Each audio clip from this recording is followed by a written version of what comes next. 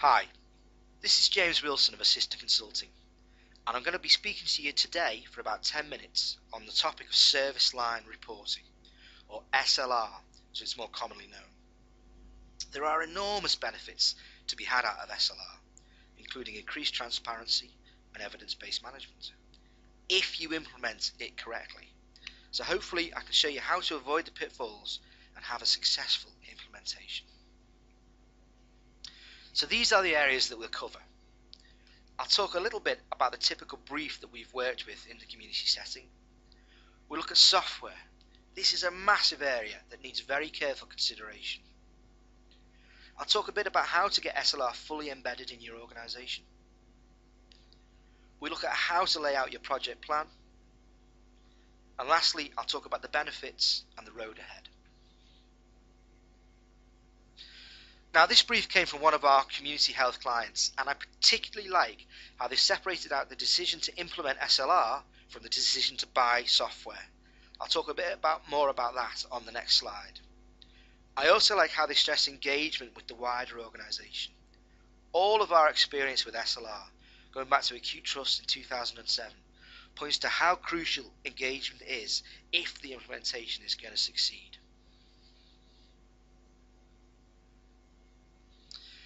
Given the complex nature of SLR, buying a software package is inevitable at some point. However, we believe it's far better to begin the process with spreadsheets. This then allows you to develop your ideas without hard-coding them into a software package and then subsequently having to unpick them when you decide on another approach. So the 4 criteria are: implementation. There are a number of packages available and they do take differing amounts of time to implement. Usability. The outputs need to be clearly understood by non-financial managers. Many of the packages now use ClickView on their back end, so please bear this in mind as it is an additional cost. Resource usage. We like to call this feeding the beast, and all joking aside, it is important that you correctly resource data collection and input on an ongoing basis. Support. How much and what type of support will you require? How will you ensure knowledge stays in your team moving forwards? And how will you stay up to date with any developments? And lastly, please remember that many of the packages available were created with large acute hospitals in mind and are priced accordingly. There are cheaper alternatives available that may well do the job you require for a much reduced cost. So going from a blank sheet of paper, these are the factors you should be taking into account as you start to sketch out your organisation's approach to SLR. I'll go through them in more detail on the slides that follow. Unlike in the acute sector, community income has few defined currencies, and this does present a challenge as you start to think about SLR. Firstly, you should map your current arrangements accurately and comprehensively. Then you can start your development work around splitting income out. At this stage, you should be thinking in terms of shadow currencies. And if you'd like our suggested list of shadow currencies, please just email me at james.wilson@assista.co.uk. Costs are a little bit more straightforward, and the 3 categories listed below should be very familiar to all NHS accountants. Now we get into the real meat of SLR. There's no way around it. You've got to start collecting and measuring the activities that your operational staff are undertaking. There's 3 basic things that you need to think about. Are the figures you currently collect any good? How can you improve your collecting methods? And what currencies are you going to use? If you want to learn a bit more about collection methods, again, please just email me at james.wilson@assista.co.uk. Inextricably linked to volumes is the time taken per activity. Nationally, our understanding of this is still a little sketchy, but clearly this will improve as community trusts start to benchmark against each other. Again, there are 3 areas to look at. Who's recording the times, and do you have definitions in place of how time should be recorded? How is the information collected? Are you doing any sampling? Samples are a brilliant way of quickly bringing issues to light. You must have an implementation and engagement plan running concurrently with your technical accounting workstream. Early clinical and operational engagement will ensure SLR is embedded. So please set up your implementation group with a broad membership. And remember, everyone is involved. You could try bulletins on your intranet and in your magazines and so on.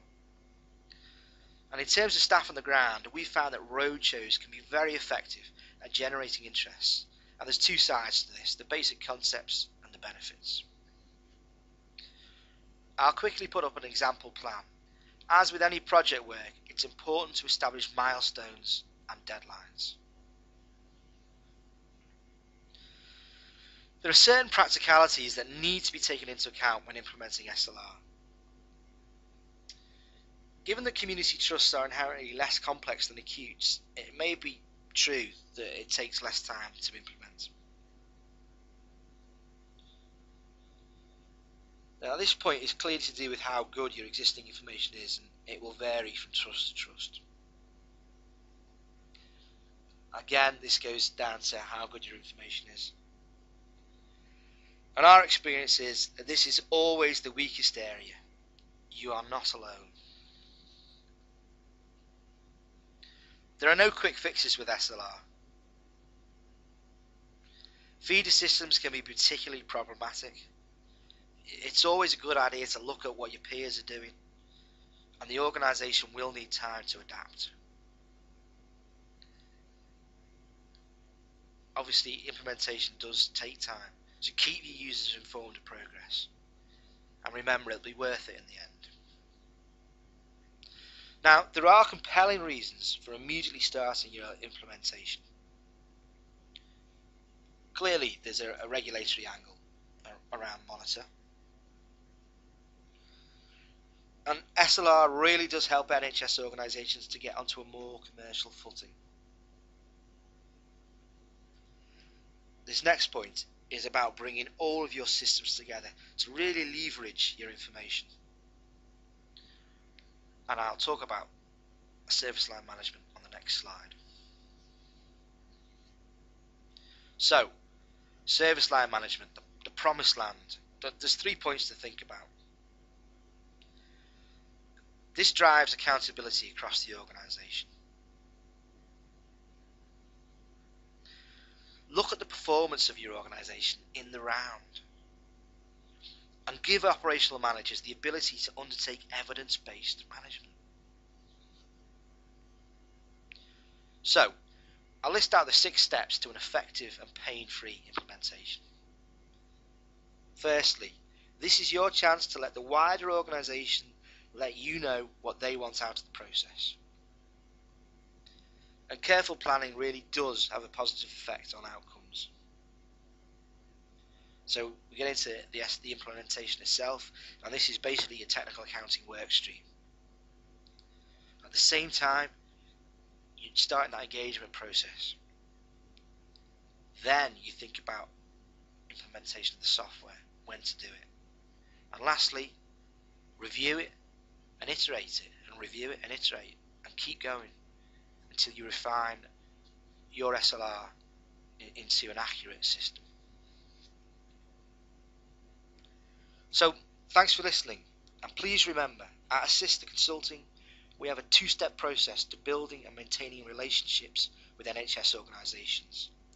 Firstly, we offer a completely free day of consultancy with an attached report at the end of it on any NHS finance related topic of your choosing.